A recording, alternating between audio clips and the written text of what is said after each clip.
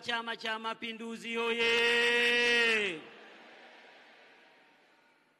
Mheshimiwa Dr. Samia Suluhu Hassan, mwenyekiti wa Chama cha Mapinduzi na Rais wa Jamhuri ya Muungano wa Tanzania, Mheshimiwa Dr. Hussein Ali Mwinyi, makamu mwenyekiti wa CCM Zanzibar na Rais wa Zanzibar na mwenyekiti wa Baraza la Mapinduzi, Mheshimiwa Stephen Masato Wasira, makamu mwenyekiti wa Chama cha Mapinduzi Bara, Mheshimiwa Dr. Balozi Emmanuel Nchimbi, katibu mkuu wa CCM, Mheshimiwa Dr. Jakaya Mrisho Kikwete, mwenyekiti mstaafu wa Chama cha Mapinduzi na Rais mstaafu wa Jamhuri ya Muungano wa Tanzania awamu ya 4, Mheshimiwa Dr. Ali Mohamed Shein, makamu mwenyekiti mstaafu wa CCM na Rais mstaafu wa Zanzibar, Mheshimiwa Philip Jafet Mangura na Mheshimiwa Abdulrahman Omar Kinana, makamu mwenyeviti wa staafu wa CCM Bara, makatibu wakuu wa staafu wa CCM akiwemo ndugu yetu Daniel Chongolo, Dr. Bashiru pamoja na mzee Mkama, Mheshimiwa Ahmed Suleiman Abdullah, makamu wa pili wa rais wa Serikali ya Mapinduzi ya Zanzibar, Mheshimiwa Dr. Tulia Ackson, spika wa Bunge la Jamhuri ya Muungano wa Tanzania na mjumbe wa kamati kuu, Mheshimiwa Dr. Zubair Maulid, spika wa Baraza la Wawakilishi na mjumbe wa kamati kuu, waheshimiwa viongozi wa stafu wa chama na serikali, wenza wa viongozi wetu mkiongozwa na baba yetu Mheshimiwa Hafidh Amir, mwenza wa mwenyekiti wetu wa Chama cha Mapinduzi na Rais wa Jamhuri ya Muungano wa Tanzania, ndugu John Mongera, naibu katibu mkuu wa CCM Bara, ndugu Dr. Mohamed Said Mohamed Dimwa, naibu katibu mkuu Zanzibar, waheshimiwa mabalozi na wakilishi wa vyama rafiki kutoka nchi mbalimbali, ndugu wajumbe wote wa mkutano mkuu wa CCM Tanzania, ndugu wanachama wenzangu, viongozi wa dini, makundi mbalimbali, mabibi na mabwana, kidumu Chama cha Mapinduzi! Kidumu Chama cha Mapinduzi! Uchungu wa mwana!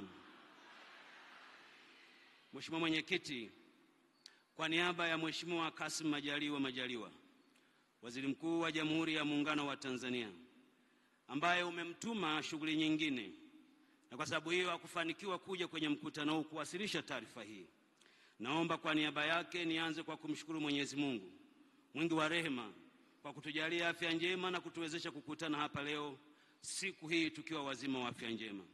Pili, naomba kuchukua nafasi hii kutoa shukrani zangu za dhati kwako wewe mwenyewe Dr. Samia Suluhu Hassan, mwenyekiti wetu wa Chama cha Mapinduzi na Rais wa Jamhuri ya Muungano wa Tanzania, kwa kukiongoza vyema chama chetu kwa umakini, hekima na umahiri na weledi wa hali ya juu. Nipende kuchukua nafasi hii vile vile kumshukuru sana Mheshimiwa Dr. Hussein Ali Mwinyi, makamu mwenyekiti wa Chama cha Mapinduzi Zanzibar na Rais wa Zanzibar na mwenyekiti wa Baraza la Mapinduzi, kwa uongozi wake na jitihada za kuhakikisha kuwa taifa letu linaendelea kupata maendeleo, na kama tulivyoona upande wa Zanzibar, hatua kubwa imepigwa ya maendeleo na sote tunajivunia uongozi wake. Mheshimiwa Mwenyekiti, nikubalie pia nichukue fursa hii kumshukuru sana Mheshimiwa Stephen Masato Wasira, makamu mwenyekiti wa CCM Bara, pamoja na Dr. Balozi Emmanuel Nchimbi, katibu mkuu wa Chama cha Mapinduzi na sekretariati yake kwa kutuandalia mkutano mzuri wa namna hii. Mheshimiwa Mwenyekiti, sisi wote ni mashahidi. Mkutano wa leo umeandaliwa kisayansi na kila mjumbe aliyemo humu amekaa bila kuchoka, si kwa bahati mbaya, ni kwa sababu ya matayarisho mazuri aliyofanya. Mheshimiwa Mwenyekiti, utakuwa shahidi kwamba kila kinachoonekana ndani ya ukumbi huu ni kama kipya, ni kama hakijazoeleka. Ni nadra sana kumuona Alikiba akiimba tarabu, lakini leo ameimba tarabu tena kwa ufundi mkubwa kuliko wimbo nyingine. Nimefurahishwa mno kuona kila aliyemo humu amechangamka, hadi DJ anayetuchezeshea nyimbo amekuwa hamasa kwa kazi yake anayoifanya. Hongereni sana kwa maandalizi mazuri haya. Mheshimiwa Mwenyekiti, mafanikio tunayoeleza leo yamechagizwa na falsafa ulioianzisha wewe mwenyewe ya R4, ambayo ni maridhiano, ustahimilivu, mabadiliko na kujenga upya. Falsafa hiyo imekuwa dira na nguzo muhimu ya kisera katika kujenga taifa Tanzania yenye mshikamano, haki na maendeleo endelevu kwa misingi ya demokrasia na ushirikishwaji wa wananchi kwa maendeleo ya taifa letu. Mheshimiwa Mwenyekiti, leo ni siku ya kutoa hesabu ya yale yaliyofanyika katika miaka mitano, yani mwaka 2020 na 2025. Ni kama tu ile simulizi ya waliopewa talanta. Wazalishe kisha watoe hesabu kwa aliyewapa talanta. Mheshimiwa Mwenyekiti, umekuja mbele ya wajumbe ukiwa una majibu ya kutoa hesabu kwa wajumbe kwa yale yaliyofanyika. Ulipokea uongozi wa nchi yetu kukiwa na changamoto nyingi. Nchi ilikuwa imepita kwenye msiba wa kuondokewa na Rais wa Jamhuri ya Muungano wa Tanzania, lakini nchi na dunia kwa ujumla ilikuwa kwenye mtikisiko mkubwa wa janga la corona. Mheshimiwa Mwenyekiti, ulipokea nchi kukiwa na miradi mikubwa ya maendeleo ambayo ilikuwa utekelezaji wake bado uko chini. Ilitosha haya yote kuwa tishio na kuwa kisingizio kwamba haya hayatekelezeki. Lakini katika mazingira hayo, Mheshimiwa Mwenyekiti, uliishinda hofu, ukaondoa mashaka na ukuwa na mengi ya kusema isipokuwa kusema kazi iendelee. Mheshimiwa Mwenyekiti, mafanikio ya serikali yako ya awamu ya 6 ni ya mwisho. Taarifa hii tunayoitoa imejikita katika maeneo 6 makubwa. Moja, kulinda na kudumisha misingi ya utu, usawa, haki na uongozi bora ili kudumisha amani, umoja na mshikamano wa taifa letu. Pili, kukuza uchumi wa kisiasa fungamanishi, jumuishi na shindani uliojengwa katika misingi ya viwanda, huduma za kiuchumi na miundombinu wezeshi. Tatu, kuleta mageuzi ya kilimo, mifugo na uvuvi na kuwa na uhakika wa chakula kwa kujitegemea wakati wote na kuchangia kikamilifu katika maendeleo ya uchumi wa nchi yetu. 4, kuimarisha upatikanaji wa huduma bora za afya, elimu, maji na umeme na makazi mijini na vijijini. 5, kuchochea matumizi ya utafiti, sayansi na teknolojia na ubunifu kama nyenzo ya maendeleo ya haraka ya kijamii na uchumi wa nchi yetu. Na 6, kutengeneza ajira zilizopungua milioni 8 katika sekta rasmi na sekta isiyokuwa rasmi kwa vijana wetu. Mheshimiwa Mwenyekiti, katika kipindi cha utekelezaji wa ilani, hususan vipengele hivyo, sote tumeshuhudia mafanikio makubwa, ikiwemo nchi yetu kuendelea kuwa na amani, kuwa na umoja na mshikamano, pamoja na kuendelea kuyalinda matumizi matukufu ya Zanzibar na kudumisha muungano wa nchi yetu.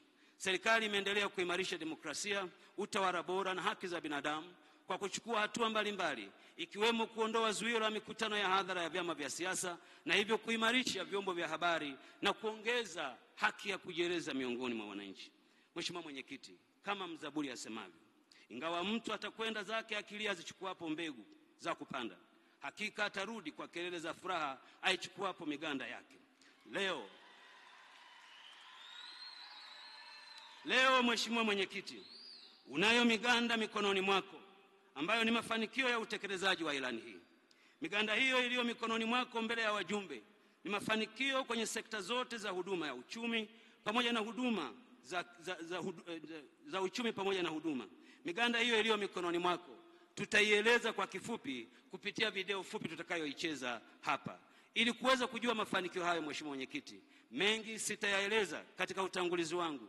Ninaomba ukubali kuwa tumeandaa nyaraka 5 ambazo kila mjumbe wa mkutano huu amepatiwa kwenye kabrasha lake. Nyaraka hizo ni muhtasari wa mafanikio makubwa ya serikali ya 6 katika kipindi cha mwaka 2020 hadi 2025, taarifa ya mafanikio ya serikali ya awamu ya 6 katika kipindi cha mwaka 2020-2025, jarida la mafanikio ya serikali ya awamu ya 6 katika sekta zote kwa kipindi cha mwaka 2020 hadi 2025, taarifa ya mafanikio ya serikali ya awamu ya 6 katika mikoa ya Tanzania bara kwa kipindi cha mwaka 2020 hadi 2025.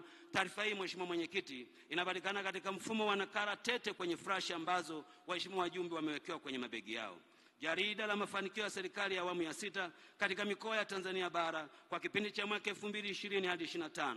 Nyaraka hiyo na jarida inapatikana katika mfumo wa nakala tete kwenye flash ambayo wajumbe wamepatiwa kwenye mabegi yao. Mheshimiwa Mwenyekiti, kwa heshima na unyenyekevu mkubwa na baada ya maelezo hayo, naomba sasa ridhaa yako tuitazame makala hii fupi ambayo tumeiandaa kuonyesha mafanikio tuliyoyapata kwa kipindi cha uongozi wako. Nikiri kuwa maendeleo na mafanikio tuliyoyapata ni mengi, yasingetosha kuwekwa kwenye makala ya video, lakini turidhike kwamba haya machache tuliyoyaweka ni kwa sababu tu ya kuonyesha mengi yaliyofanyika, na wajumbe wa mkutano huu na Watanzania wote ni mashahidi kwa yale yaliyotokea. Mheshimiwa Mwenyekiti, karibuni tuangalie video hii.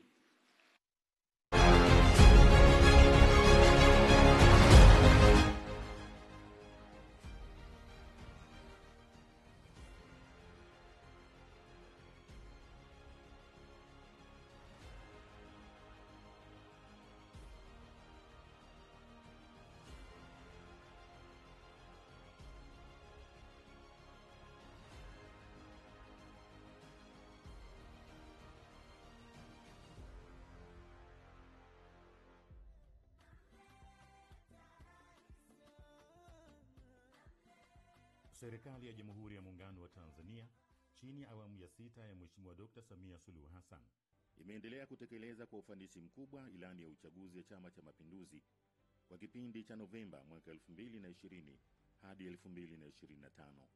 Katika kipindi hicho, wastani wa utekelezaji umefikia zaidi ya 90% katika maeneo yote 6 ya kipaumbele yaliyoainishwa katika ilani. Maeneo hayo ni kulinda na kuimarisha misingi ya utu, usawa, haki na uongozi bora ili kudumisha amani, umoja na mshikamano wa taifa letu; kukuza uchumi wa kisasa, fungamanishi, jumuishi na shindani uliojengwa katika msingi wa viwanda, huduma za kiuchumi na miundombinu wezeshi; kuleta mageuzi ya kilimo, mifugo na uvuvi ili kuwa na uhakika wa chakula na kujitegemea kwa chakula wakati wote; na kuchangia kikamilifu katika maendeleo ya uchumi, kuimarisha upatikanaji wa huduma bora za afya, elimu, maji, umeme, makazi vijijini na mijini; kuchochea matumizi ya utafiti, sayansi, teknolojia na ubunifu kama nyenzo ya maendeleo ya haraka ya kijamii na kiuchumi; na kutengeneza ajira zisizopungua milioni 8 katika sekta rasmi na isiyo rasmi. Utekelezaji wa maeneo hayo ulilenga kustawisha maisha ya kila Mtanzania, kutokomeza umasikini na kuhakikisha taifa linafikia uchumi wa kipato cha kati ifikapo Oktoba mwaka 2025. Ili kutekeleza vipaumbele hivyo kwa ufanisi, chama kilielekeza serikali kubuni na kutekeleza mipango na mikakati mbalimbali katika kila sekta. Na kwa hakika utekelezaji wa mipango hiyo umechangia kuleta mafanikio makubwa, ukichangiwa na maono makubwa na uongozi imara wa Mheshimiwa Rais Dr. Samia Suluhu Hassan, ambaye alipoingia madarakani aliitambulisha falsafa ya R4, yani reconciliation, maridhiano; resilience, ustahimilivu; reform, mabadiliko; na rebuilding, kujenga upya. Kupitia falsafa hiyo, tumefanya mapitio ya mfumo wa haki jinai kuhakikisha uhuru wa kujieleza na vyama vya siasa kufanya shughuli zao kwa uhuru. Aidha, kupitia mazungumzo na ushirikishwaji, tumefanya mabadiliko kwenye sheria zetu za uchaguzi, sheria ya vyama vya siasa na sheria ya tume ya uchaguzi. Katika kipindi hiki cha awamu ya 6 chini ya Jemedari Rais Dr. Samia Suluhu Hassan, utekelezaji wa ilani ya CCM ya mwaka 2020 umeleta mafanikio mengi kwa taifa letu. Na kwa kuanza, tunaangazia sekta ya afya. Serikali imeimarisha utoaji wa huduma za afya nchini kwa kufanya jitihada mbalimbali, ikiwemo kujenga na kuboresha miundombinu ya kutolea huduma za afya katika maeneo mbalimbali. Mafanikio hayo ni pamoja na kuongeza vituo vya kutolea huduma za afya kutoka vituo 8783 mwaka 2020 hadi 12846 mwezi Aprili mwaka 2025, na hii ni sawa na ongezeko la vituo 4063. Ongezeko hili limeleta mabadiliko makubwa ya kiuhalisia kwa wananchi wa maeneo ya vijijini na mijini ambao awali walilazimika kusafiri umbali mrefu kufuata huduma za afya. Aidha, idadi ya hospitali zinazotoa huduma ya magonjwa ya dharura EMD imeongezeka kutoka hospitali 7 mwaka 2020 hadi 116 mwaka 2025. Hospitali za rufaa katika mikoa ya Songwe, Geita, Katavi na Simiyu zimekamilika na zinafanya kazi. Idadi ya vitanda vya hospitali imeongezeka hadi 126,209, ikiwa ni uwiano wa vitanda 2.1 kwa kila watu 1,000, karibu sawa na viwango vya Shirika la Afya Duniani. Pia hospitali ya kanda ya Chato ambayo ilizinduliwa rasmi Julai mwaka 2021 inatoa huduma za kibingwa kwa magonjwa yote, huku hospitali ya kanda ya Kusini iliyoko Mtwara iliyozinduliwa Septemba mwaka 2023 ikihudumia wananchi wa Lindi, Ruvuma, Mtwara na nchi jirani ya Msumbiji. Kutoka mwaka 2020 hadi sasa, sekta binafsi imeimarika ambapo vituo vya afya vimeongezeka kutoka 2602 hadi 2674. Upatikanaji wa dawa katika vituo vya afya vya umma umeongezeka hadi 89.3. Serikali imenunua vifaa vya tiba vya kisasa vya uchunguzi na ugunduzi wa magonjwa mbalimbali, ikiwemo PET CT scan 1, angiosuti 5, digital x-ray 491, mitambo ya kisasa ya kufanya uchunguzi wa magonjwa ya CT scan 45, MRI 13, mashine za uchunguzi wa moyo cath lab 4 na ultrasound mashine 677 na echocardiogram 102. Vile vile kiwanda cha kuzalisha dawa za tiba asili katika eneo la Mabibo kimekamilika, chenye uwezo wa kuzalisha ujazo wa lita 600 kwa saa, pamoja na kuanzishwa kwa viwanda 54 vya kuzalisha dawa vinavyomilikiwa na sekta binafsi. Kupungua kwa vifo vya wajawazito kutoka vifo 556 mwaka 2020 hadi 104 mwaka 2025 kwa vizazi hai 100,000, na kupungua kwa vifo vya watoto wenye umri chini ya miaka 5 kutoka vifo 67 mwaka 2020 hadi 43 mwaka 2025 kwa kila vizazi 1,000. Serikali pia imetekeleza mpango jumuishi wa wahudumu wa afya ngazi ya jamii, ambapo wahudumu 8,900 wamepatiwa mafunzo maalum na kuwezeshwa kutekeleza majukumu yao katika mikoa mbalimbali. Wataalamu wa afya 52 wamepelekwa masomoni kupitia mpango wa Dr. Samia Afya Scholarship ili kuongeza ubobezi katika sekta ya afya. Kwa upande wa matibabu ya kibingwa na uimarishaji wa mifumo katika sekta ya matibabu, serikali imefanikisha ongezeko la wagonjwa kutoka nje ya nchi, yaani utalii wa tiba, ambapo idadi yao imeongezeka kutoka wagonjwa 5,705 mwaka 2022 hadi wagonjwa 7,843 mwaka 2025. Hii ni kutokana na huduma bora na za kisasa zinazotolewa kwa gharama nafuu hapa nchini. Hospitali za rufaa za mikoa sasa zinatoa huduma 8 za kibingwa ambazo hapo awali zilikuwa zinapatikana tu katika hospitali za kanda.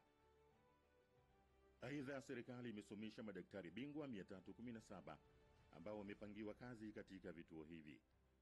Sambamba na hilo, shilingi bilioni 8 zimetolewa kugharamia matibabu ya kibingwa na ubingwa bobezi kwa watu wasio na uwezo. Huduma hizo ni pamoja na upandikizaji wa figo, upandikizaji wa uroto na upasuaji mkubwa wa moyo, ambazo zilitolewa katika kampeni ya madaktari bingwa na bobezi ya Rais Dr. Samia na kufanyika katika halmashauri zote 184 hapa nchini. Kupitia kampeni hii, wagonjwa 84,248 walipata huduma za kibingwa na wagonjwa 15,035 walipata huduma za kibingwa na ubingwa bobezi. Vile vile kambi za huduma za kibingwa na ubingwa bobezi zimefanyika katika nchi za Komoro, Malawi, Msumbiji na Zambia. Mfumo wa M-Mama umeanzishwa na umewezesha wajawazito kupata usafiri haraka wanapohitaji huduma za afya. Hadi Disemba mwaka 2024, wajawazito 86,235 na watoto 19,295 walinufaika na mfumo huu. Huduma za matibabu bila malipo zimeimarishwa, ambapo wazee 3,231,239 wamepatiwa matibabu bure bila malipo na wamepata vitambulisho vya matibabu bila malipo. Mafanikio mengine katika sekta ya afya katika kipindi cha utekelezaji wa ilani ni kuanzishwa kwa sheria ya bima ya afya ambayo iliidhinishwa na Rais wa Jamhuri ya Muungano wa Tanzania Mheshimiwa Dr. Samia Suluhu Hassan tarehe 19 Novemba mwaka 2023 na kuanza kutumika mwaka 2024, yenye lengo la kuimarisha huduma ya afya kwa wananchi wote. Sheria hii inalenga kuongeza idadi ya watu walio na bima ya afya, hasa wale ambao waishio katika sekta isiyo rasmi, na kuhakikisha kuwa huduma za afya zinapatikana kwa urahisi. Sekta ya elimu. Wahenga walisema elimu ni ufunguo wa maisha. Ila kwa hivi sasa elimu sio tu ufunguo wa maisha, bali pia ni msingi wa maendeleo. Katika kipindi cha utekelezaji wa ilani ya CCM, sekta ya elimu imepata mafanikio anuai. Serikali imefanya mapitio na kuzindua sera ya elimu na mafunzo ya mwaka 2014, toleo la mwaka 2023, sambamba na kuboresha mitaala ambapo masuala ya elimu ya kujitegemea na maadili yamezingatiwa. Hasa elimu itakayowafanya vijana wetu waweze kushindana kikanda na kimataifa na kuwajengea ujasiri na kuweza kujiamini. Kwa kufanya hivyo, tutakuwa tunaandaa mazingira mazuri ya upepo kuwapepea vijana wetu badala ya kuwapeperusha.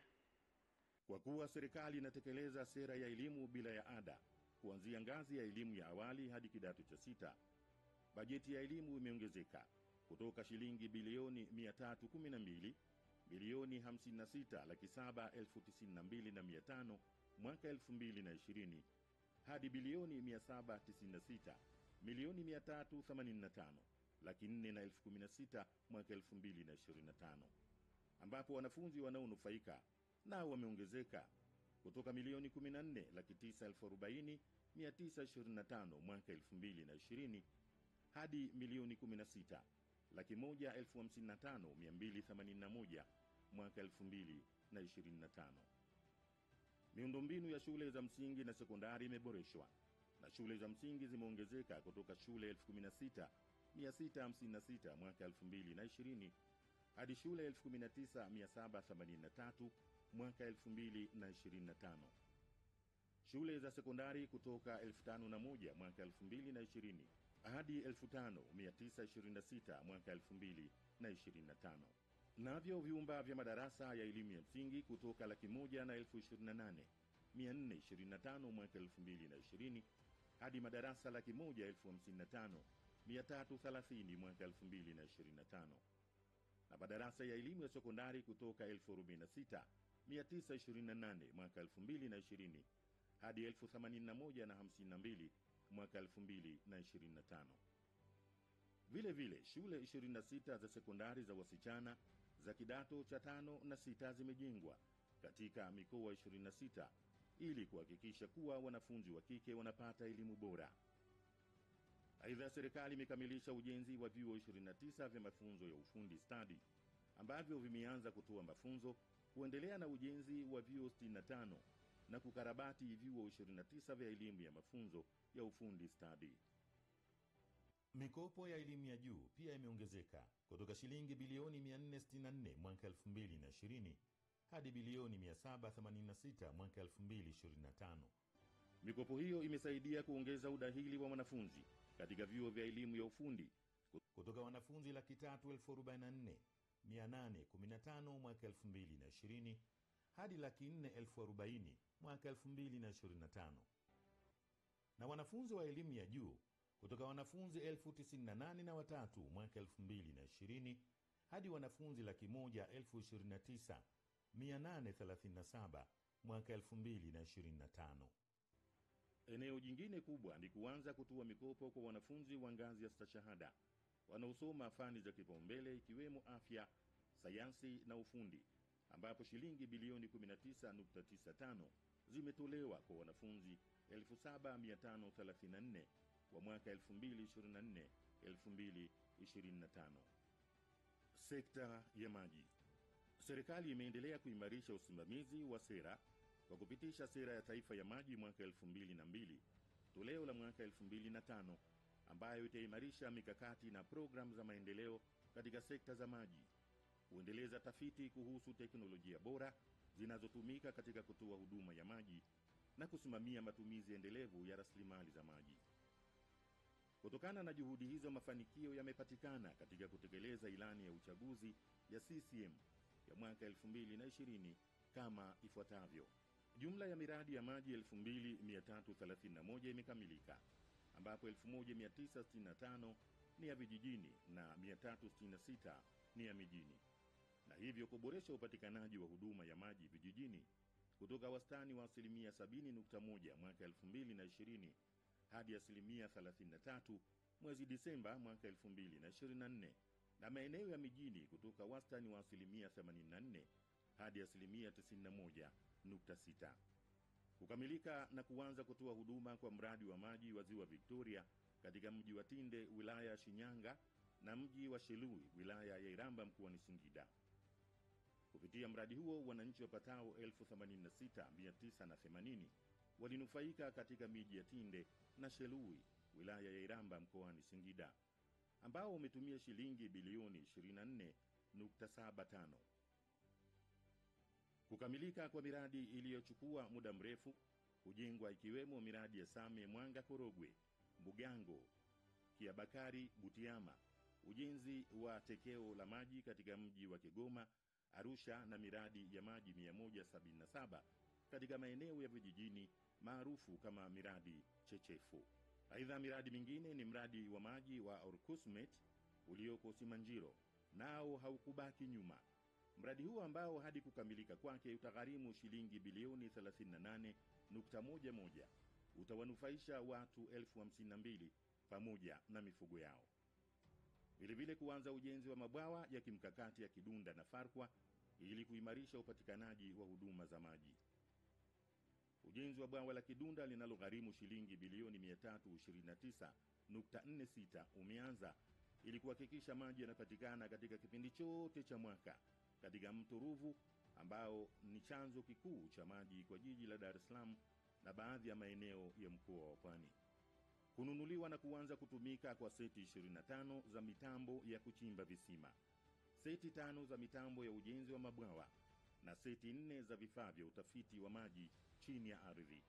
Kuanza kwa ujenzi wa miradi ya maji katika miji 28 inayogharimu shilingi trilioni 1.58 na kukamilika kwa miradi 218 kupitia fedha za mpango wa Uviko 19 ambapo miradi 44 imetekelezwa mijini na miradi 174 vijijini na kunufaisha wananchi milioni 6,934,275. Sekta ya kilimo.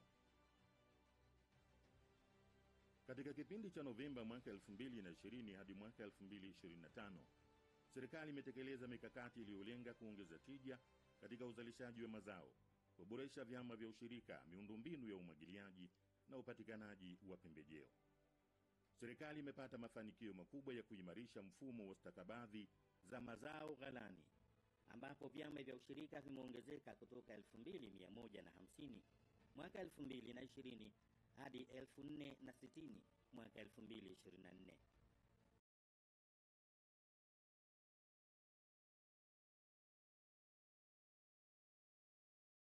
Mazao yaliyouzwa ni pamoja na choroko, dengu, mpunga, mbaazi, kahawa, korosho pamoja na pamba.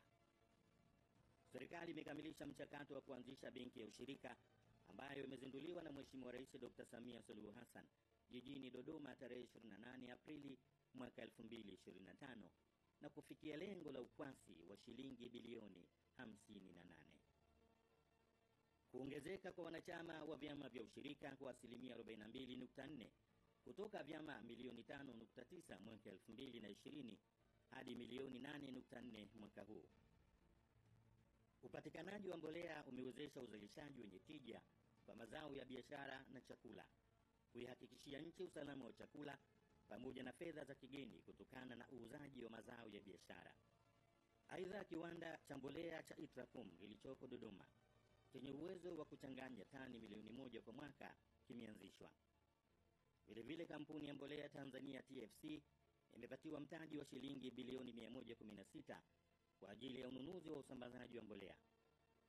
Hatua hii imesaidia kupunguza changamoto ya upungufu wa mbolea hapa nchini. Ongezeko la uzalishaji wa mazao ya chakula kutoka tani milioni 18.6 mwaka 2020 hadi tani milioni 22.8 mwaka 2024, na mazao ya biashara kutoka tani milioni 1,058,798 mwaka 2020 hadi tani milioni 1,267,160 mwaka 2025. Kuongezeka kwa ujenzi wa miundombinu ya eneo la umwagiliaji kutoka hekta 561,383 mwaka 2020 hadi hekta 9,83,466 mwaka 2025.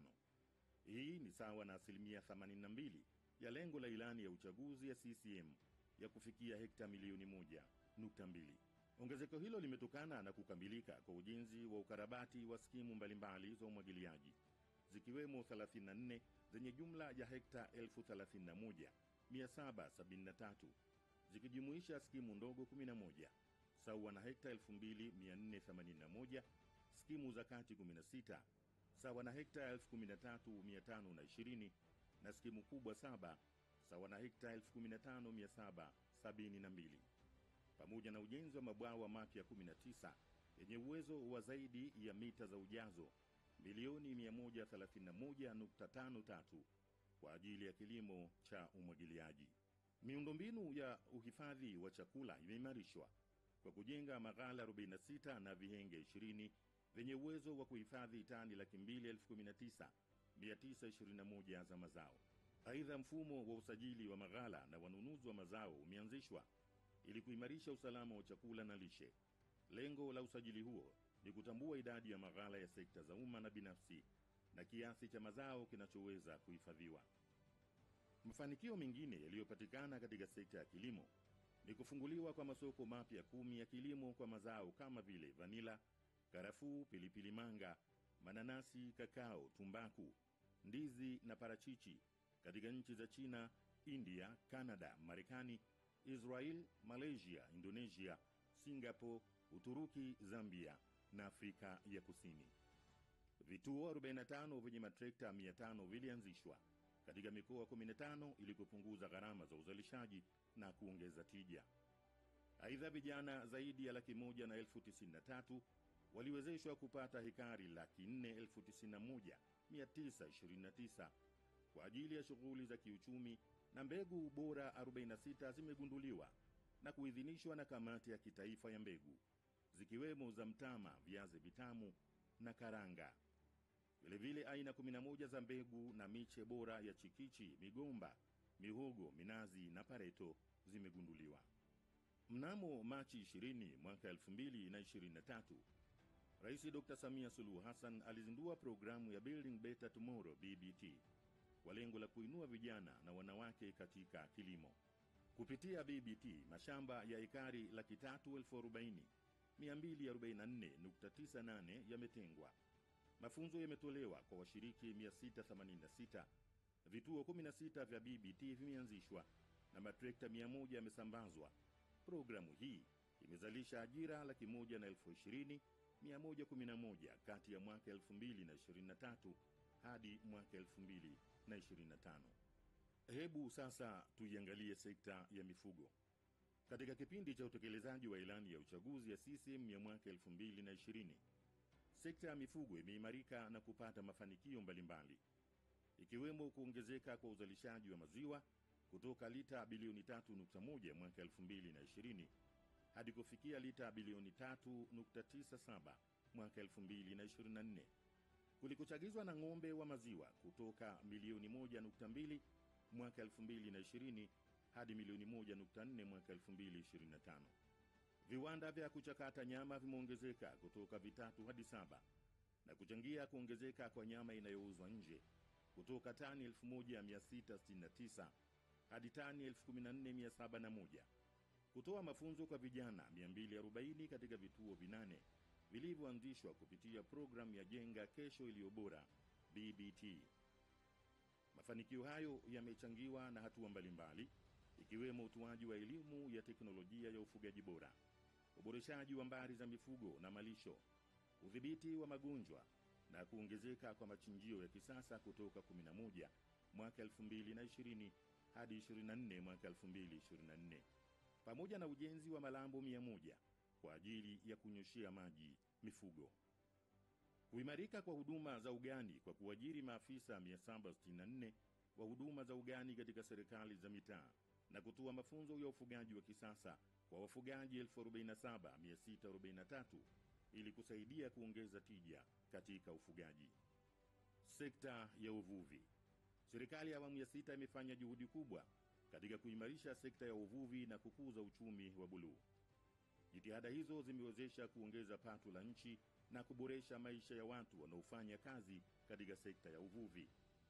Uchumi wa buluu unaojumuisha matumizi endelevu ya rasilimali za bahari, ikiwemo uvuvi, ufugaji wa samaki na utalii wa bahari.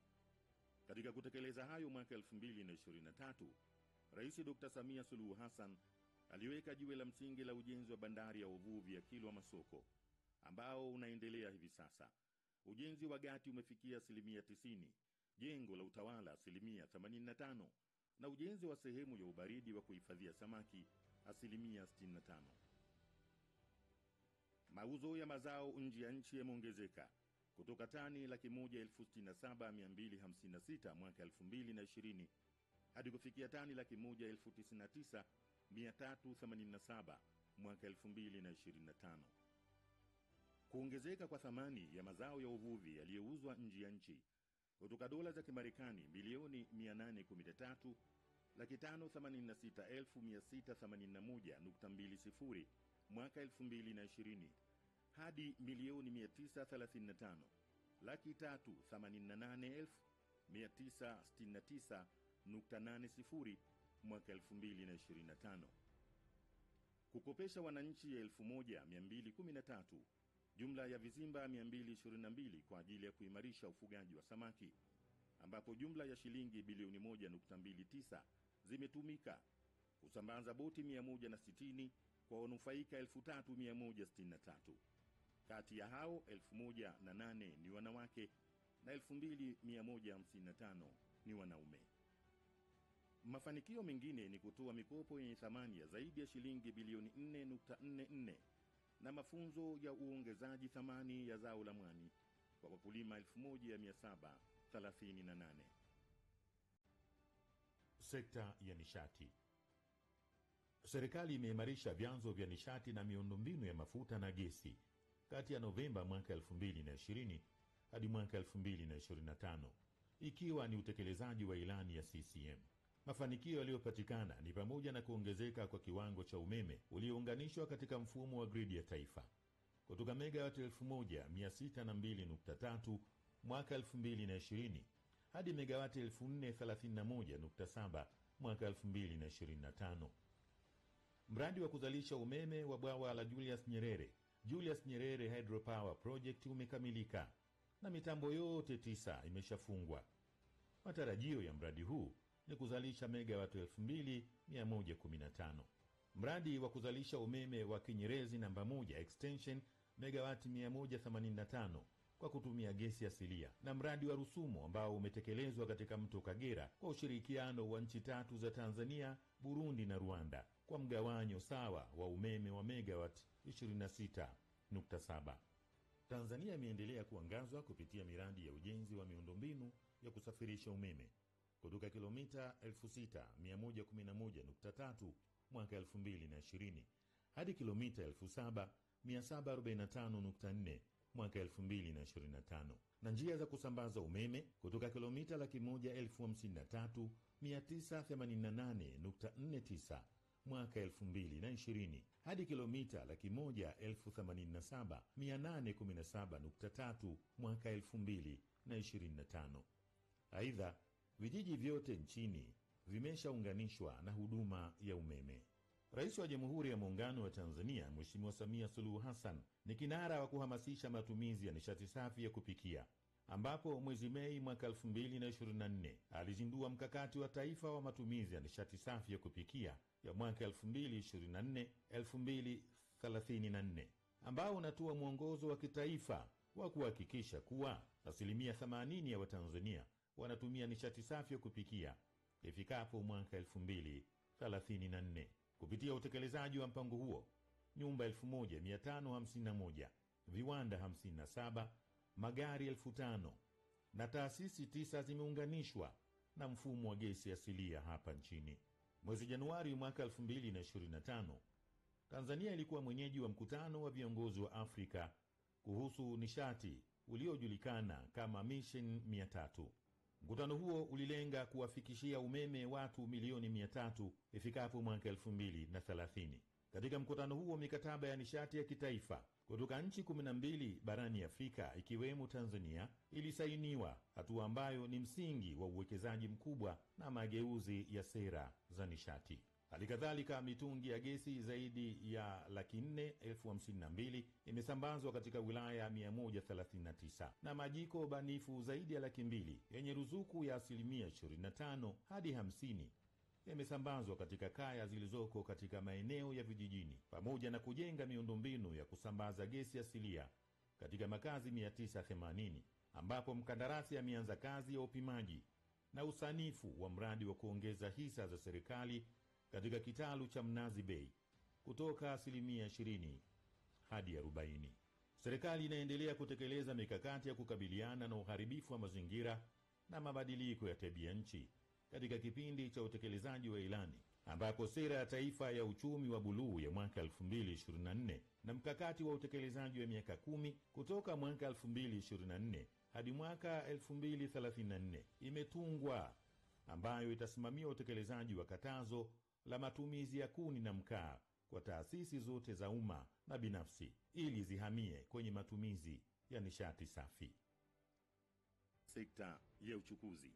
Serikali imeimarisha miundombinu ya usafiri kwa kutekeleza miradi mikubwa ya reli, anga na bandari katika kipindi cha utekelezaji wa ilani ya CCM ya mwaka 2020-2025.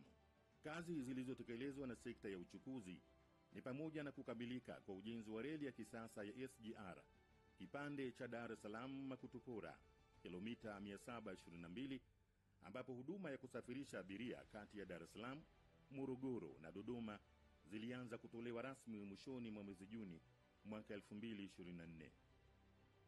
Nafarijika kwamba nilipopokea kijiti tulichukua mradi huu kuendeleza na kuufikisha hapa ulipo leo. Dhamira yangu ni kuhakikisha kuwa miradi yote ya kimkakati tulioianza awamu ya 5 inakamilika kwa viwango na ubora uliokusudiwa. Kwa ushirikiano wa viongozi, watendaji, wakandarasi na wananchi kwa ujumla, leo tunaweza kusema mradi wa SGR sio ndoto tena, bali ni uhalisia. Jamhuri ya Muungano wa Tanzania. Tangu kuzinduliwa kwa huduma ya usafiri kwa kutumia treni ya SGR mwezi Juni mwaka 2024 hadi tarehe 18 Mei mwaka 2025, zaidi ya abiria milioni 2,440,591 wamesafiri kwa kutumia treni hiyo, na hivyo kupunguza muda wa kusafiri na kuongeza tija katika biashara na uchumi na kuingiza zaidi ya kiasi cha shilingi bilioni 66. Kuendelea na ujenzi wa reli ya kisasa SGR kwa kipande cha Mwanza Isaka kilomita 341 umefikia asilimia 63.16. Makutupora Tabora kilomita 368 asilimia 14.38. Tabora Isaka kilomita 165. Tabora Kigoma kilomita 506 asilimia 7.88, pamoja na kuanza taratibu za manunuzi kwa ajili ya kipande cha Uvinza Musongati kilomita 280. Aidha, serikali imekamilisha ukarabati wa mabehewa 330 ya mizigo na 30 ya abiria, pamoja na ukarabati wa reli ya kati kipande cha Tabora Kigoma kilomita 411 na Kaliua Mpanda kilomita 210. Kwa upande wa anga, ndege 7 mpya zimejiunga na familia ya ATCL, 6 za abiria na 1 ya mizigo kwa gharama ya shilingi trilioni 1.49. Leo hii shirika hili lina ndege 16 ambazo hadi sasa zimehudumia abiria milioni 4.29 kutoka 822,232 waliokuwepo mwaka 2021. Mapato nayo yamepaa kutoka shilingi bilioni 254 mwaka 2021 hadi shilingi trilioni 1.7 Aprili 2025, huku ajira zikiongezeka kutoka 595 hadi 858. Kwa upande wa usafiri wa majini, ujenzi wa meli ya MV Mwanza uliogharimu shilingi bilioni 109 uko katika hatua za mwisho, asilimia 98. Meli hii itakapokamilika itakuwa na uwezo wa kubeba abiria 1200, mizigo tani 400, magari 20 na malori matatu. Uboreshaji wa bandari ya Tanga katika awamu ya pili, ambapo ukarabati wa gati namba 1 na namba 2 yenye urefu wa mita 300 na kina kimeongezwa hadi mita 13 na lango la kuingilia meli limepanuliwa hadi mita 73. Eneo la kugeuzia meli lina kipenyo cha mita 800. Uwezo wa kuhudumia mizigo umeongezeka kutoka tani 500,000 hadi tani milioni 1,200,000 na 90,000. Hii ni ishara ya mabadiliko makubwa. Serikali imeboresha miundombinu ya bandari ya Dar es Salaam, ikiwemo gati namba 1 hadi 7, gati maalum ya kuhudumia meli za magari na eneo la kuegesha magari, sehemu ya kugeuzia meli pamoja na kuchimba na kupanua lango la kuingilia meli katika bandari ya Dar es Salaam. Katika kuimarisha ufanisi na uendeshaji wa huduma za bandari ya Dar es Salaam, serikali ya Jamhuri ya Muungano wa Tanzania mnamo tarehe 22 Oktoba mwaka 2023 ilisaini mikataba ya uwekezaji na kampuni ya DP World Mea FZE ya Dubai. Mafanikio yaliyopatikana tangu Mei mwaka 2024 hadi hivi sasa ni pamoja na kuhudumiwa kwa zaidi ya tani milioni 5, ambayo ni zaidi ya 15% ya shehena tani milioni 4.4 iliyohudumiwa katika kipindi kama hiki kwa mwaka uliopita. Kuongezeka kwa mapato yatokanayo na kodi ya forodha kutokana na shughuli za kibandari, ambapo katika kipindi cha Julai mwaka 2024 hadi Februari mwaka 2025 jumla ya shilingi trilioni 8.26 zimekusanywa, sawa na ongezeko la shilingi trilioni 1.2 ikilinganishwa na shilingi trilioni 7.1 zilizokusanywa katika kipindi kama hicho mwaka 2023-2024. Vilevile gharama za uendeshaji wa bandari ya Dar es Salaam zimepungua kutoka shilingi bilioni 975.01 hadi kufikia shilingi bilioni 685.2, sawa na punguzo la 30%. Muda wa kusubiri meli nangani pia umepungua kutoka wastani wa siku 46 hadi wastani wa siku 7 tu kwa meli za mizigo mchanganyiko, na wastani wa siku 10 hadi siku 3 kwa meli za makasha gatini. Aidha, wastani wa shehena ya makasha inayohudumiwa kwa mwezi umeongezeka kutoka makasha Teus 17,000 hadi makasha Teus 25,000, sawa na ongezeko la 47%. Sekta ya ujenzi. Serikali imeendelea na sera ya kuunganisha makao makuu ya mikoa kwa barabara za kiwango cha lami katika kipindi cha mwaka 2020 hadi hivi sasa. Kazi ambazo zimetekelezwa: Wizara ya Ujenzi inasimamia mtandao wa barabara wenye urefu wa kilomita 37,435 ambazo kilomita 12,527.4 ni barabara kuu na kilomita 24,907.6 ni barabara za mikoa.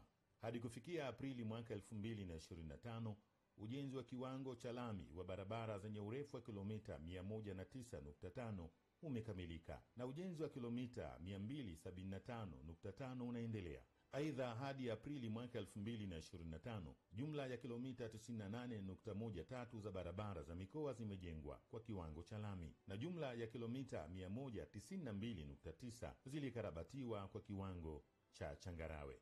Ujenzi na ukarabati wa madaraja madogo 7 kwa kutumia fedha za mfuko mkuu wa serikali na 9 kwa kutumia fedha za mfuko wa barabara umekamilika na madaraja 91 yapo katika hatua mbalimbali za utekelezaji. Kukamilika kwa ujenzi wa madaraja makubwa ikiwa ni pamoja na madaraja ya Kitengule Kagera, Wami Pwani, Msingi Singida, Tanzanite Dar es Salaam, Kiegeye Morogoro, Berega Kilosa, Gerezani Dar es Salaam, Mpwapwa Dodoma, Ruhuhu Ruvuma na Mwasanga Mbeya.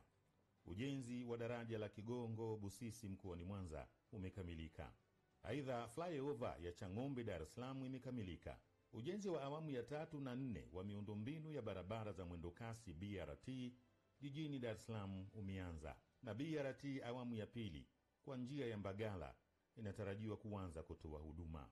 Upanuzi wa viwanja vya ndege vya Mwanza, Songwe na Songea umekamilika, huku ujenzi wa kiwanja cha kimataifa cha ndege cha Msalato Dodoma unaendelea na utekelezaji wake umefikia 87%. Ujenzi huo umegawanyika katika sehemu mbili. Sehemu ya kwanza inayohusisha ujenzi wa barabara ya kuruka na kutua ndege runway, barabara za maungio taxiways, maegesho ya ndege aprons, uzio wa usalama, barabara ya kuingia na kutoka kiwanjani, maegesho ya magari na usimikaji wa taa za kuongozea ndege. Aidha, kukamilika kwa awamu ya kwanza ya ujenzi wa kiwanja cha ndege cha Iringa uliohusisha ukarabati na uboreshaji wa barabara ya kuruka na kutua ndege, ujenzi wa maegesho ya ndege, barabara za maungio. Mbali na kiwanja hicho, serikali imeendelea na ujenzi na ukarabati wa viwanja vya ndege mbalimbali, ambapo ujenzi wa kiwanja cha ndege cha Tabora umefikia 93%, kiwanja cha ndege cha Kigoma umefikia 20% na kiwanja cha ndege cha Geita 80%. Vilevile ukarabati wa kiwanja cha ndege cha Musoma umefikia 58%. Kiwanja cha ndege cha Sumbawanga umefikia 60%, na kiwanja cha ndege cha Shinyanga 80%, na kukamilisha ukarabati wa viwanja vya ndege vya Arusha, Songea, Mpanda, Kahama na Mtwara. Hebu sasa tuangazie sekta ya ardhi. Katika kipindi cha utekelezaji wa ilani ya uchaguzi ya CCM, sekta ya ardhi imepata mafanikio mengi, yakiwemo kutenga hekta 137,190.29 kwa ajili ya uwekezaji chini ya Kituo cha Uwekezaji Tanzania TIC, kupima viwanja 538,429 katika halmashauri 90 nchini kupitia programu ya kupanga, kupima na kumiliki KKK.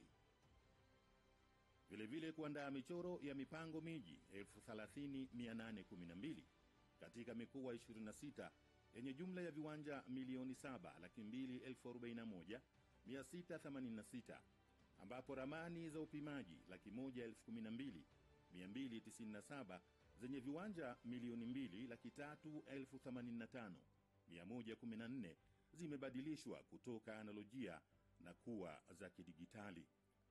Kutoa hati miliki za kimila 140,990 na hati miliki za ardhi 304,080 katika maeneo mbalimbali, pamoja na kuandaa mipango ya matumizi ya ardhi ya vijiji 422 katika halmashauri za wilaya 1133. Mwezi Machi mwaka 2025, Rais Dr. Samia Suluhu Hassan alizindua sera ya ardhi ya mwaka 1995 toleo la mwaka 2023, sambamba na uzinduzi wa mfumo wa e-ardhi ambao unawezesha kuhifadhi kumbukumbu za ardhi na kutoa hati za kielektroniki kwa wamiliki wa ardhi. Kupitia mfumo huu, hati za kielektroniki 87,123 zimetolewa, ambapo katika halmashauri ya jiji la Dodoma zimetolewa hati 29,252 na halmashauri 5 za mkoa wa Dar es Salaam zilitolewa hati 57,871. Serikali inaendelea kuboresha sera ya maendeleo ya makazi ili kuhakikisha usimamizi bora wa sekta ya nyumba na kuongeza tija. Sekta ya madini. Sekta ya madini ni moja ya sekta muhimu nchini Tanzania yenye mchango mkubwa katika pato la taifa, kutoka 6.8% mwaka 2020 hadi 10.1% mwaka 2025. Ni kielelezo cha ukuaji wa kasi unaochochea maendeleo ya nchi. Serikali imeimarisha sekta ya madini kwa kuweka mazingira wezeshi ili kuwavutia wawekezaji wa ndani na nje ya nchi, kuimarisha miundombinu wezeshi, kuimarisha masoko ya madini na kuwawezesha wachimbaji wadogo. Kwa kuwakumbatia wachimbaji wadogo, serikali imenunua mitambo 15 ya kisasa ya uchorongaji na kuisambaza katika maeneo mbalimbali ikiwemo Tambi, Mpwapwa, Nyawa, Bariadi, Matondo, Makongoros na Matundasi, Chunya, Lwamgasa, Nyaruyeye, Nyamalimbe na Nyakagwe, Geita, Mavota, Biharamulo, Endabash, Karatu, Mwakitolyo, Shinyanga na Mbagala, Songwe. Mitambo hii imekuwa msaada mkubwa katika kupata taarifa za kijiolojia na hivyo kuongeza ufanisi katika uchimbaji salama na wenye tija. Serikali imeendelea kutoa leseni kwa kampuni za uchimbaji wa madini ili kuvutia uwekezaji na kuongeza tija. Katika kipindi cha kuanzia mwaka 2021-2022 hadi Mei mwaka 2025, serikali imetenga maeneo 58 na kutoa jumla ya leseni 34,348 ikijumuisha leseni za uchimbaji mkubwa, uchimbaji wa kati, uchimbaji mdogo, biashara ya madini pamoja na uchenjuaji wa madini. Utoaji wa leseni hizo umewezesha kampuni husika kuwekeza na hivyo kusisimua maendeleo katika mikoa yao na taifa kwa ujumla. Kuanzisha vituo 65 vya ununuzi wa madini katika mikoa 30 ya kimadini na hivyo kufanya jumla ya vituo vya ununuzi wa madini kufikia 105. Makusanyo ya maduhuli ya serikali yameongezeka kutoka shilingi bilioni 624.61 mwaka 2021 hadi shilingi bilioni 788.82 mwaka 2025. Katika kuhakikisha nchi inanufaika na mauzo ya dhahabu nje ya nchi, kimeanzishwa kiwanda cha kusafisha na kuongeza thamani ya dhahabu cha mgodi wa dhahabu wa Geita GGR chenye uwezo wa kusafisha kilo 600 za madini hayo kwa siku.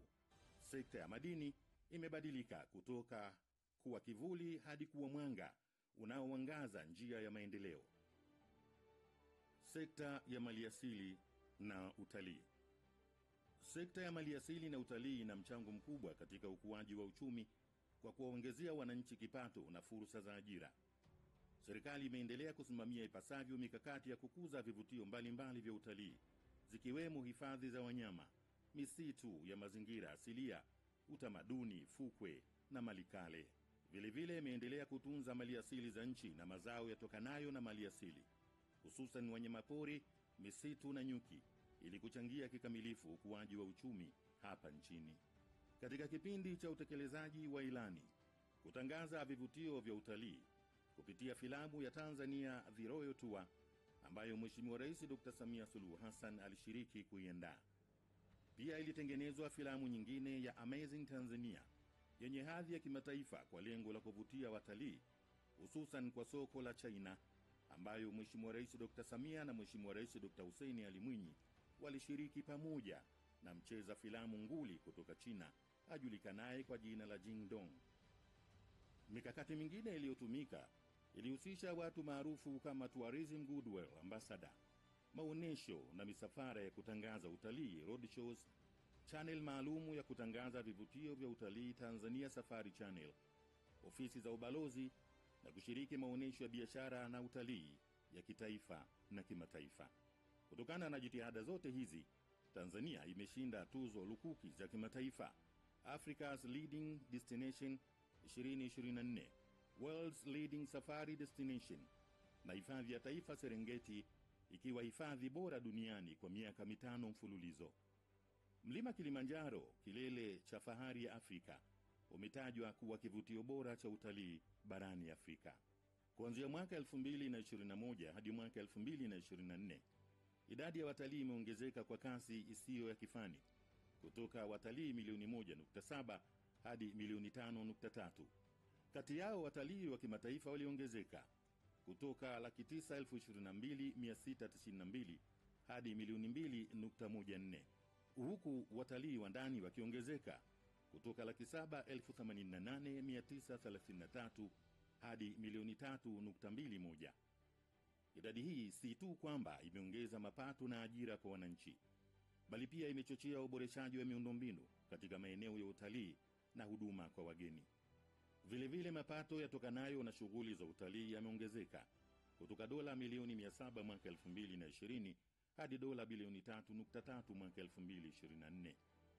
Serikali imeendelea kushirikiana na sekta binafsi yenye mtandao mkubwa katika soko la utalii wa meli kimataifa ili kukuza utalii wa meli. Utekelezaji wa mikakati hiyo umechangia kuongezeka kwa idadi ya meli za kitalii kutoka meli 4 mwaka 2020 hadi meli za kitalii 37 zenye jumla ya watalii 32,112 zilizoingia nchini mwaka 2024. Kuboresha miundombinu wezeshi katika hifadhi za misitu, ikiwemo kujenga malango makuu 5 kwenye hifadhi 5, kujenga barabara yenye urefu wa kilomita 97 na njia za kutembea kwa miguu kilomita 90.5 ndani ya hifadhi 11. Hebu sasa tuangalie sekta ya viwanda na biashara. Katika kipindi cha utekelezaji wa ilani ya uchaguzi ya CCM, serikali imeimarisha sekta ya viwanda na biashara kwa kuongeza thamani ya mali ghafi, kukuza ajira na kuingiza fedha za kigeni. Mbali na hayo, yapo pia mafanikio mbalimbali yaliyopatikana, ikiwemo kuwezesha uanzishwaji wa viwanda vya sekta binafsi. Viwanda vipya vilivyoanzishwa ni pamoja na kiwanda cha kuunganisha na kutengeneza ndege Airplane Africa Limited kilichoko mkoani Morogoro, na kiwanda cha Sapphire Float Glass cha mkoa wa Pwani kinachozalisha tani 700 za vioo kwa siku na kuajiri wafanyakazi 1,012 wa ajira za moja kwa moja na wafanyakazi 3,857 wa ajira zisizo za moja kwa moja. Viwanda vingine vilivyojengwa ni kiwanda cha sukari cha Mkulazi chenye uwezo wa kuzalisha tani 50,000 za sukari kwa mwaka, pamoja na kiwanda cha sukari cha Bagamoyo chenye uwezo wa kuzalisha tani 30,000 za sukari kwa mwaka, na hivyo kutoa ajira 1,500 za moja kwa moja na ajira 9,000 zisizo za moja kwa moja. Vilevile kuanzishwa kwa kiwanda cha mabati cha Alovia chenye uwezo wa kuzalisha tani 75,000 za mabati kwa mwaka, kuongezeka kwa uzalishaji wa mbolea uliochangiwa na kuanzishwa kwa kiwanda cha mbolea cha Itracom kilichopo mkoani Dodoma na upanuzi wa kiwanda cha mbolea cha Minjingu. Kuhamasisha uwekezaji wa viwanda 12 vya sekta binafsi ambapo viwanda 3 ni kwa ajili ya uzalishaji wa dawa za binadamu na viwanda 9 ni kwa ajili ya vifaa tiba na vitenganishi.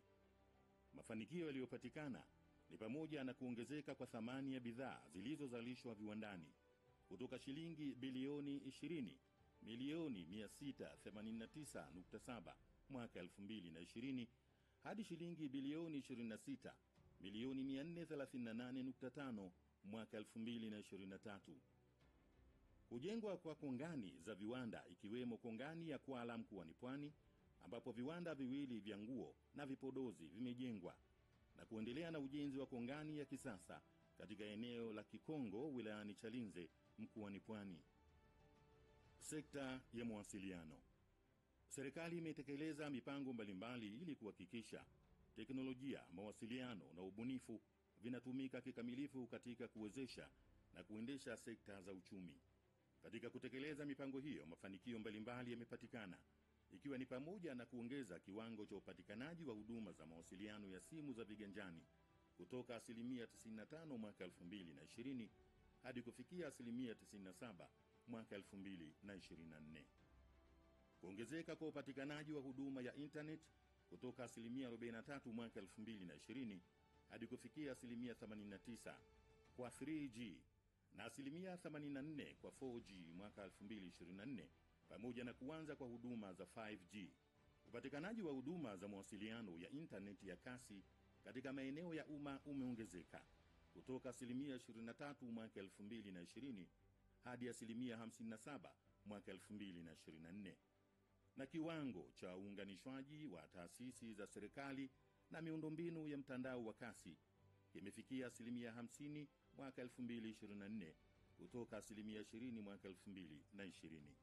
Mafanikio hayo yamechangiwa na ukamilishaji wa ujenzi wa minara 758 ya mawasiliano ya simu nchini yaliyozifikia kata 713, kujenga mkongo wa taifa wa mawasiliano kilomita 4442 uliofikia wilaya 99 ambao umewezesha kupanua wigo wa utoaji wa huduma ya mawasiliano kwa wananchi na hivyo kunufaika na fursa za uchumi wa kidigiti, na kuweka miundombinu ya anwani za makazi kwa wananchi ambapo jumla ya anwani za makazi milioni 12,440,805 zimetolewa, kuwezesha kaya milioni 12,030 kuwa na anwani za makazi inayorahisisha upatikanaji, utoaji na ufikishaji wa huduma. Hali ya uchumi.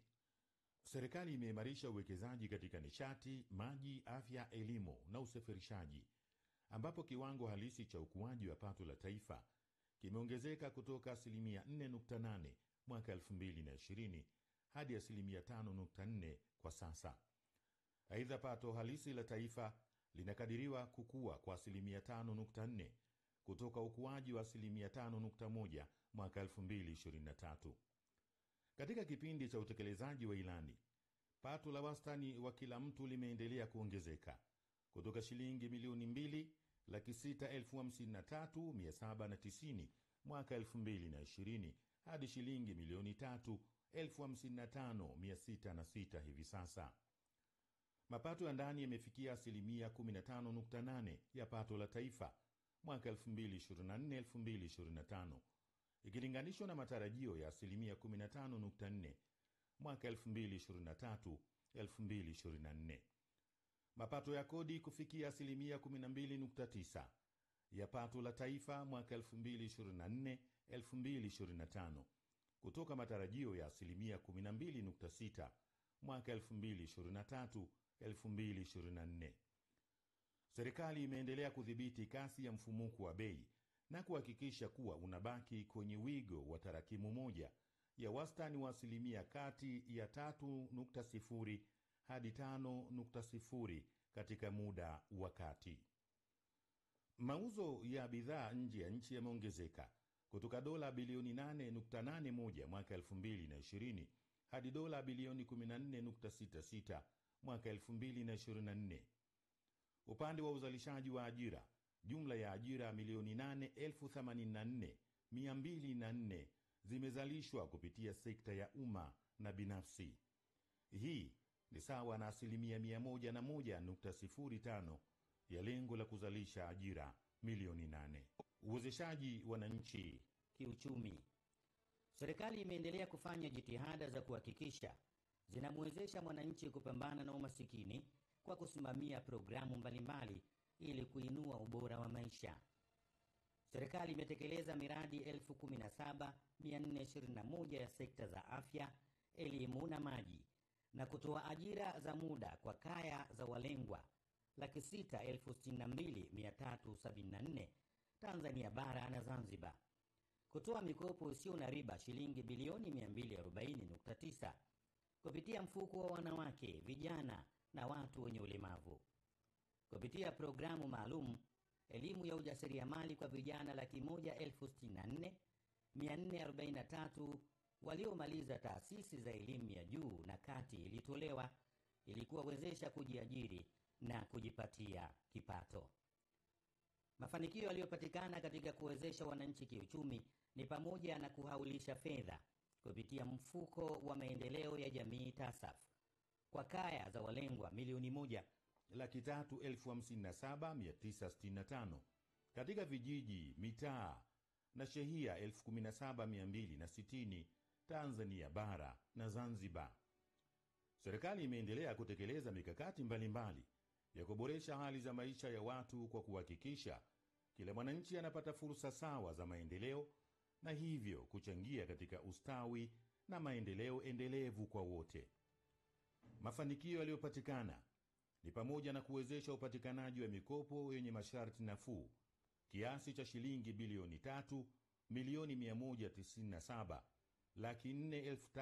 3,197,403,492 kwa kampuni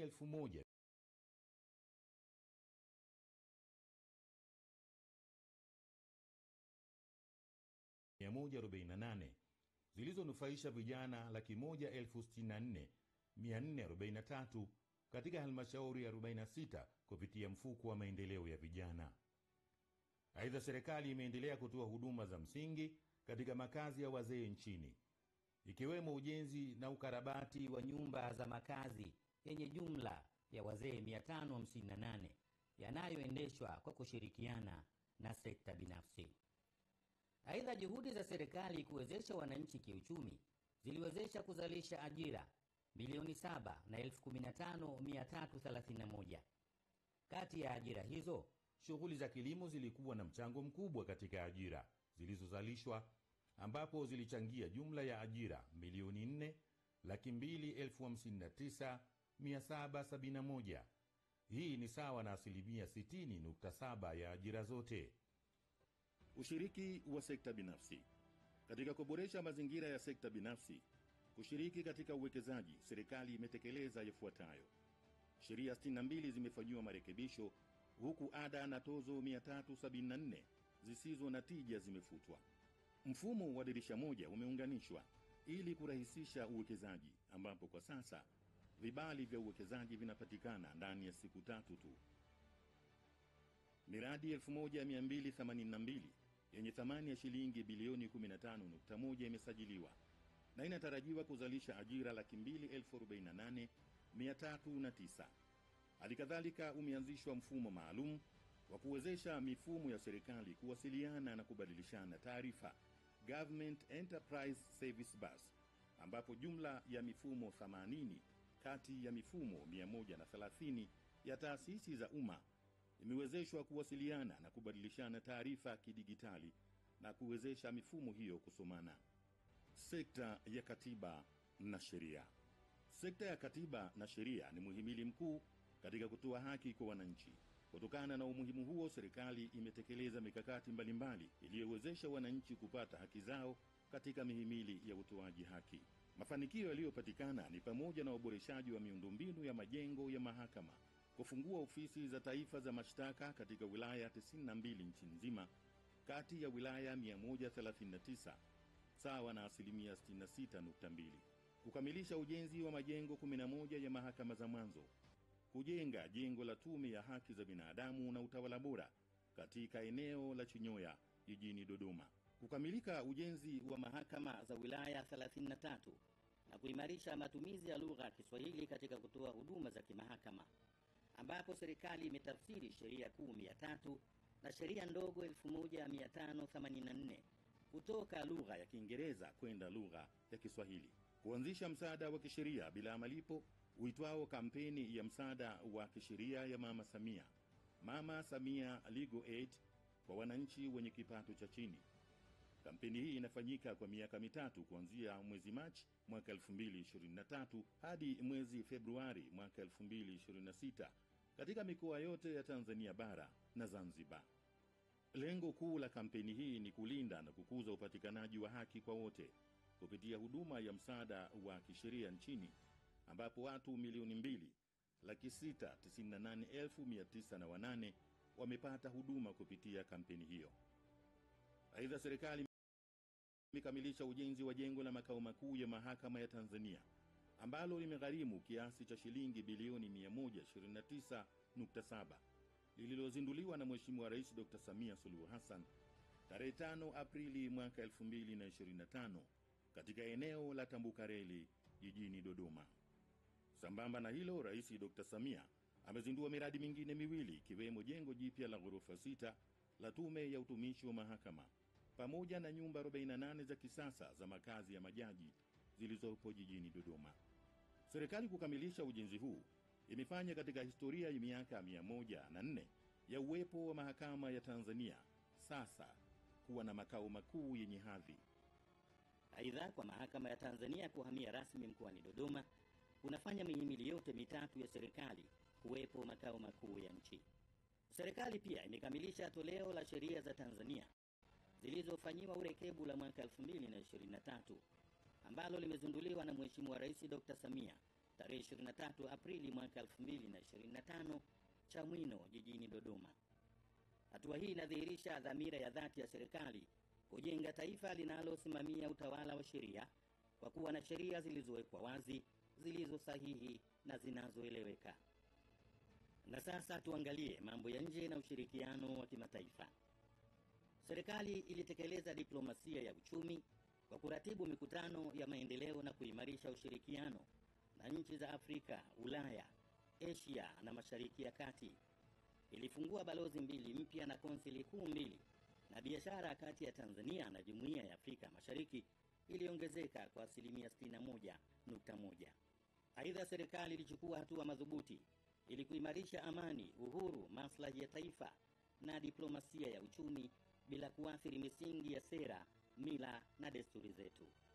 Mafanikio yaliyopatikana ni pamoja na kufikiwa kwa makubaliano na mikataba ya ushirikiano katika sekta mbalimbali za kimkakati na kuwezesha wafanyabiashara wa Tanzania kufikia soko kubwa la Afrika lenye idadi ya watu wapatao bilioni 1.3 baada ya nchi kuridhia mkataba wa uanzishwaji wa eneo huru la biashara la Afrika.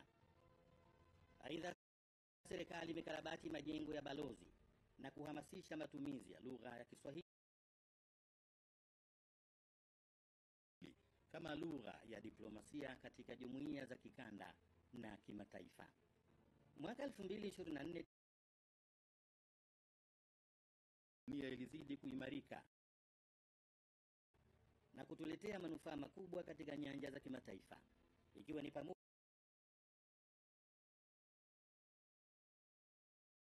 na kupata heshima ya kushiriki mkutano wa G20 ambao uliazimia kuunga mkono jitihada za upatikanaji wa nishati safi na kuimarisha uwekezaji kwenye kilimo, na kufanya ziara nchini Korea iliyofanikisha kupatikana kwa mkopo wenye masharti nafuu kiasi cha dola za Kimarekani bilioni 2.5 kwa ajili ya kutekeleza miradi ya maendeleo, ikiwemo kujenga chuo cha mafunzo ya anga na urubani ujenzi wa kituo cha kusambaza umeme Nyakanazi na kituo cha uchenjuaji wa madini na maabara za kisasa za Vito, pamoja na utekelezaji wa miradi mingine katika sekta ya afya na ujenzi.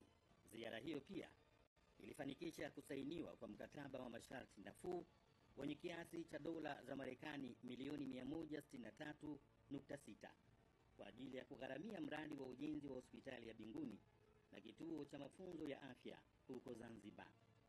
Vile vile kufanya ziara nchini China iliyoimarisha uhusiano wa kidiplomasia na kufungua milango ya masoko ya bidhaa mbalimbali ikiwemo mihogo mikavu, soya, mazao ya baharini, asali, pilipili na mashudu ya alizeti. Aidha, katika ziara hiyo, China na Tanzania zilikubaliana kufufua reli ya Tazara ili kuboresha huduma za reli hiyo. Katika medani za kimataifa, Tanzania imeng'ara baada ya mgombea wetu Profesa Mohamed Janabi kuwania na kushinda nafasi ya kuwa mkurugenzi wa Shirika la Afya Duniani kanda ya Afrika. Kwa upande wa ukanda wa SADC, Tanzania ilipokea uwenyekiti wa asasi ya siasa, ulinzi na usalama ya Jumuiya ya Maendeleo Kusini mwa Afrika yenye jukumu la kusimamia masuala ya ulinzi na usalama katika kanda hiyo, ambapo mbali na masuala mengine tumeweza kusimamia uangalizi wa chaguzi kwenye nchi za Botswana, Mauritius, Msumbiji na Namibia. Kudumisha muungano. Muungano ni nguzo muhimu ya umoja, amani na utulivu wa Tanzania bara na Zanzibar. Katika kipindi cha miaka minne ya utekelezaji wa ilani, mafanikio yafuatayo yamepatikana. Ushirikiano wa wizara na idara za serikali ya Jamhuri ya Muungano na Serikali ya Mapinduzi ya Zanzibar umekuzwa, ikiwa ni pamoja na kufanyika kwa vikao 60 vya ushirikiano kuhusu masuala yasiyo ya muungano.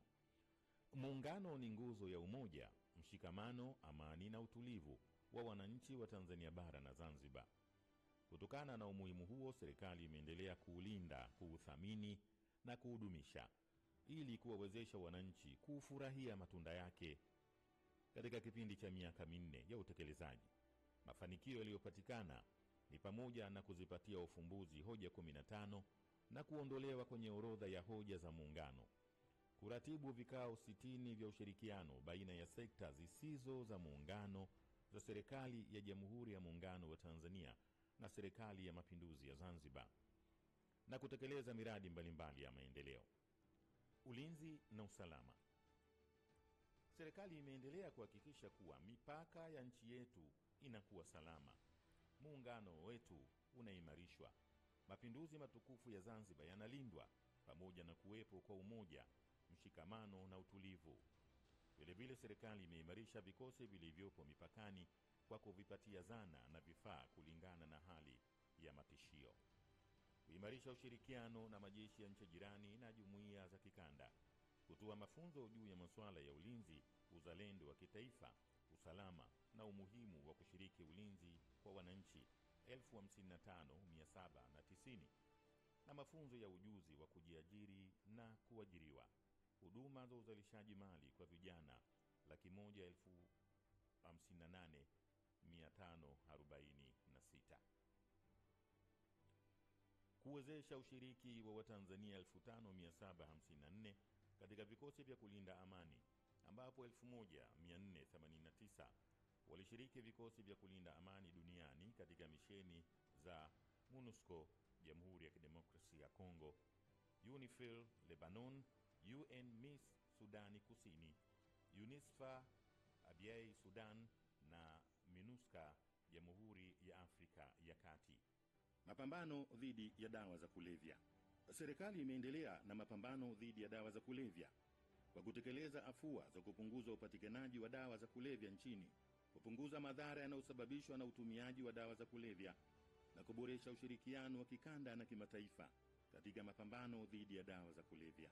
Mafanikio yaliyopatikana ni pamoja na kubaini na kudhoofisha mitandao 7 ya wafanyabiashara wakubwa wa dawa za kulevya, pamoja na kukamata kilogramu milioni 2,728,250.04 na watuhumiwa 23,211, kujenga na kuendesha vituo 16 vya tiba saidizi kwa waraibu wa dawa za kulevya katika mikoa ya Dar es Salaam, Pwani, Dodoma, Mbeya, Songwe, Tanga, Mwanza, Arusha na Morogoro.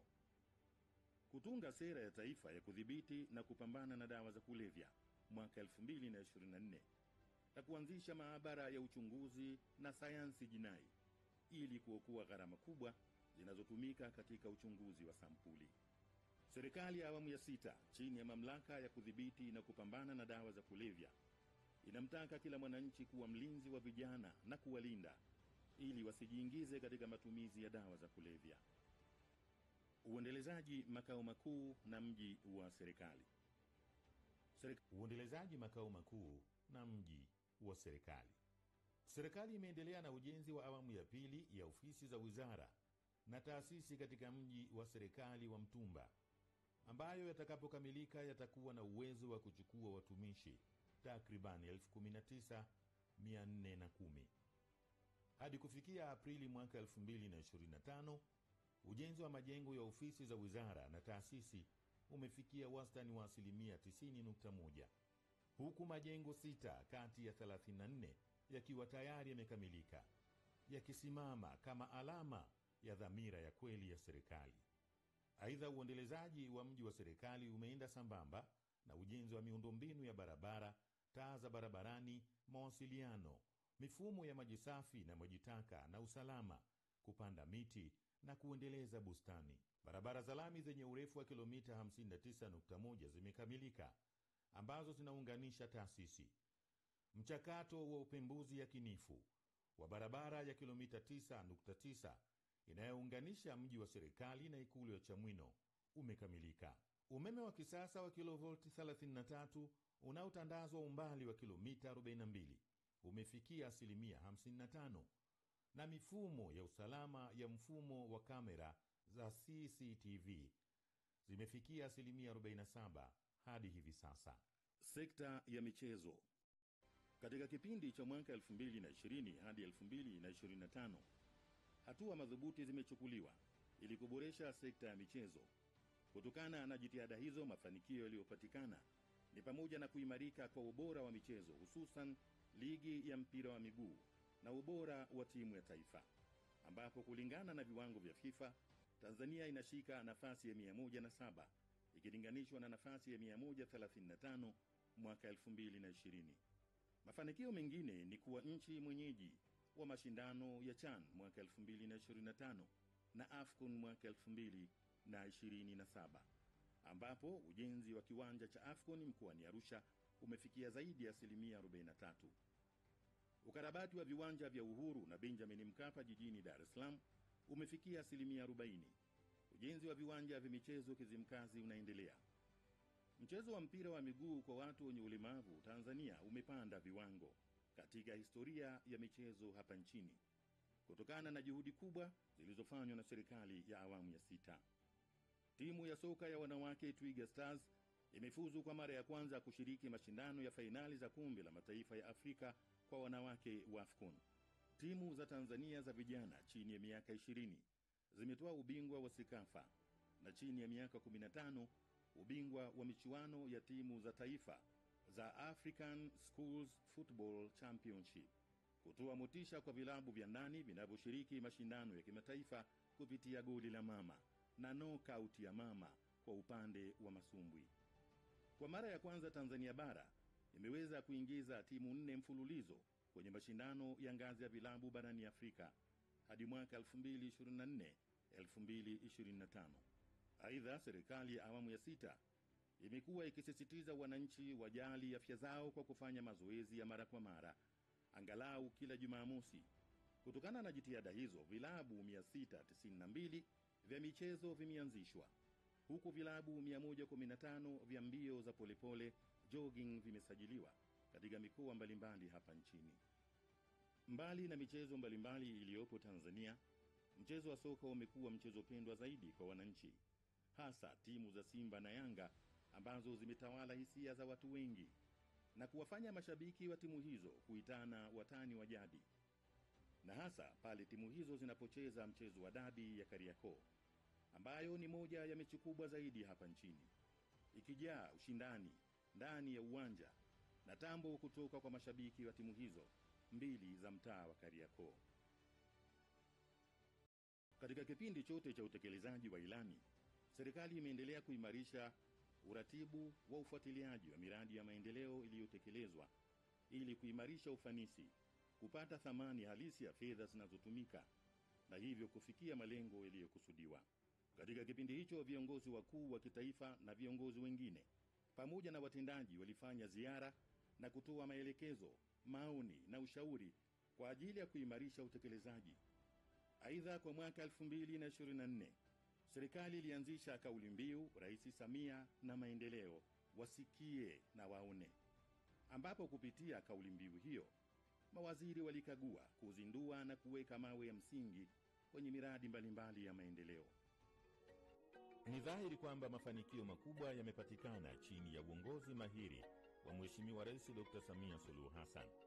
Katika kipindi kilichobaki cha utekelezaji wa ilani, serikali chini ya uongozi wake itaendelea kutoa kipaumbele katika kukamilisha miradi iliyoainishwa katika ilani ya uchaguzi ya Chama cha Mapinduzi ya mwaka 2020 ili kufikia lengo la kuleta manufaa na ustawi kwa wananchi wa taifa letu.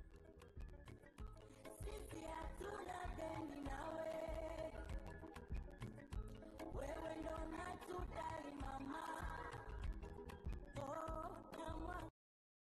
Na mwaka huu tutalilipa deni lako, mwaka huu tutakulipa Mama Samia.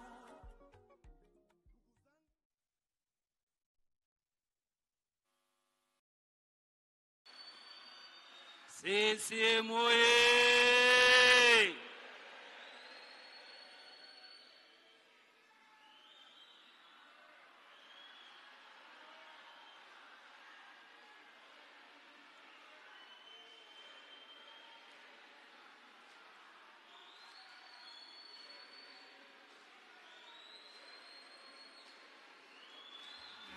Imani na Samia, tuna imani na Samia. Samia kweli, kweli, tuna imani na Samia. Tuna imani na Samia.